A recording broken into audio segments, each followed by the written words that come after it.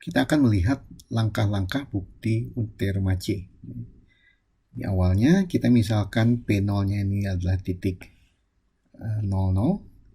Kemudian kita asumsikan bahwa F P0 nilainya 0. Dan gradien F di P0 adalah 0. Jika F-nya tidak 0, translasikan saja grafik F sehingga F0 menjadi 0.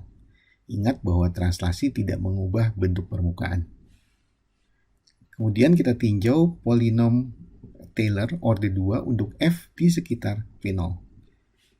Bentuknya seperti ini. Kita lambangkan P2P. Jadi ada setengah fxx x kuadrat 2fx xy tambah f(y) y kuadrat. Oke, di sini orde 1 dan orde 0-nya tidak ada karena sudah dihilangkan di sini oleh asumsi ini. Gradien 0 dan Fp0-nya nilainya 0. Maka sekarang sebagai hampiran Taylor orde 2, bentuknya seperti ini. Jadi F di titik P itu dihampiri oleh Taylor orde 2 ini plus suku sisa. Dan harapannya tentunya kalau P dekat P0, nilai polinom Taylor orde 2 ini tentunya dekat dengan Fp. Secara geometris ini menyatakan bahwa secara lokal atau di dekat-dekat P0, grafik F ini mirip dengan permukaan kuadrat yang didefinisikan oleh polinom Taylor orde 2. Kita gambarnya seperti ini sekarang. Jadi yang di bawah ini adalah permukaan F. Kemudian yang ini, yang paraboloida seperti ini adalah permukaan Taylor orde 2. Di sini lihat yang berimpit adalah titik Fp0 sama dengan P2 P0. Jadi yang ini yang kita sebut sebagai secara lokal permukaan Z ini, F ini mirip dengan polinom Taylor orde 2. Kita merefer lagi ke suplemen 8. Polinom Taylor ini berbentuk permukaan seperti ini, ya. Di setengah ax kuadrat tambah 2bxy tambah c y kuadrat, dengan a-nya ini adalah fxx, b-nya fxy, dan c-nya adalah fyy di sini. Dan dengan trik melengkapi kuadrat, kita faktorkan a per 2, kemudian ini kita tuliskan sebagai kuadrat, kemudian kita kurangkan kuadrat dari b per a y ini, tapi ada y kuadrat, gabungkan dengan y kuadrat yang ini. Jadi kita dapatkan di sini adalah bentuknya ac min b kuadrat per a kuadrat.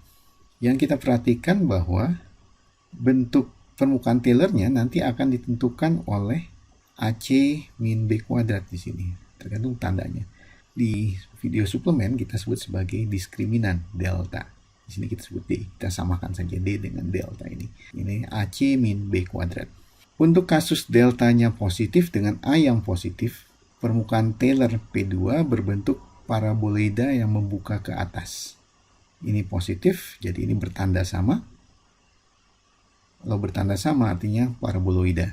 Tanda A menentukan membuka ke atas dan membuka ke bawah. Ini vertex P0 ini menjadi titik minimum. Nah, itu tentu polinom Taylor-nya. Kemudian jadi F-nya itu mencapai minimum juga di titik P0. Hal yang sama kalau A-nya negatif, ya, diganti yang merah ini kan negatif, ini membuka ke bawah, ini jadi titik maksimum, F-nya mencapai maksimum.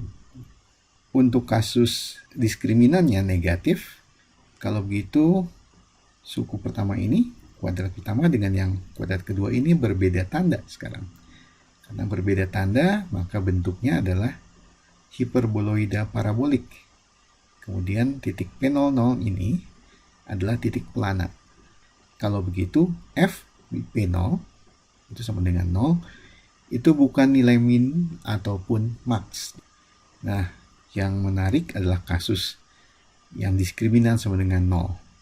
Kalau diskriminan sama dengan 0, artinya ini tidak ada. Yang ada hanya suku kuadrat ini, kalau A-nya katakanlah positif, ini akan non-negatif, dan dia akan bernilai 0 di sepanjang garis X sama dengan min B per A Y. Jadi nilai 0-nya banyak, hingga banyak ada di sepanjang garis. Karena itu bentuknya silinder parabolik. Kalau A-nya negatif, ya jadi membuka ke bawah parabolanya. Oke, jadi pertanyaannya nilai Fp0 ini min, max, atau bukan keduanya? Bagaimana kita tahu di sini? Kita lihat, kalau diskriminannya 0, maka P2 ini akan bernilai 0 di sepanjang garis X sama dengan min B per A Y ini. Kalau begitu, FP-nya jadi akan bergantung pada suku sisa. Jadi ini yang menentukan apakah FP-nya min, max, ataupun bukan keduanya. Di dalam kasus diskriminan 0, maka uji ini akan tergantung dari suku sisa. Uji turunan parsial keduanya sendiri ini tidak memberikan kesimpulan. Oke, jadi kita lihat ini kasusnya. Kalau uji turunan parsial kedua gagal, artinya diskriminannya 0. Oke, untuk itu kita lihat fakta ini. Kita anggap saja bahwa polinom Taylor di sekitar 00 dari polinom F adalah polinom itu sendiri.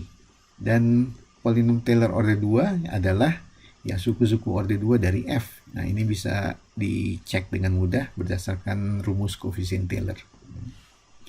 Oke, kita gunakan saja ini.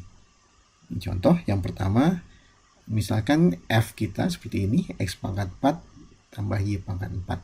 Oke, ini polinom. Maka polinom Taylor untuk F di sekitar 00 adalah ya F sendiri, X pangkat 4, Y pangkat 4. Ya. Polinom Taylor order 2-nya 0. Kenapa 0? Ini pangkat 4, tidak ada order 2-nya. Karena 0, maka diskriminannya juga 0. Jadi kita lihat di sini, ini pangkat 4, pangkat 4-nya tidak pernah negatif. Dan F di 00 nilainya 0. Nah, kalau begitu di 00 ini adalah minimum lokal. Dicapainya di titik 00. Jadi kalau kita tulis seperti ini sekarang, jadi F-nya adalah X kuadrat tambah Y kuadrat. Ini adalah jumlah dari polinom Taylor order 2 tambah suku sisa. Tapi polinom Taylor order 2-nya ini adalah 0. Jadi kalau gitu suku sisanya sendiri adalah ya ini, F-nya sendiri, X pangkat 4 tambah Y pangkat 4. Oke, jadi gambar seperti ini. Ini belum ada namanya, tapi apa yang mau kita sebut ya? Mungkin ini paraboloida order tinggi atau super paraboloida. Paraboloida tapi lebih mengkotak dibandingkan dengan paraboloida yang kita kenal seperti biasa. Lebih membulat kalau itu. Contoh kedua, ini kita hanya mengganti tanda di sini plus jadi minus. Lakukan hal yang sama. Polinom Taylor untuk F adalah F sendiri dalam hal ini. Dan tidak ada order 2-nya. Maka P2-nya adalah juga 0. Dengan demikian, diskriminannya 0. Kalau kita hitung, F di 00 itu 0. F di 10 nilainya 1. F di 01 nilainya min 1. Kalau begitu, F di 00 ini bukan min maupun max. Jadi seperti tadi kita lihat bahwa karena P2-nya 0, maka sebetulnya suku sisanya adalah ya, titik pelana. Titik pelana order tinggi. Ya. Jadi gambaran seperti ini. Ini menunjukkan bahwa memang dalam kasus uji turunan parsial kedua gagal, yaitu diskriminan sama dengan 0, perilaku ekstrim atau tidak ekstrim itu ditentukan oleh suku sisa.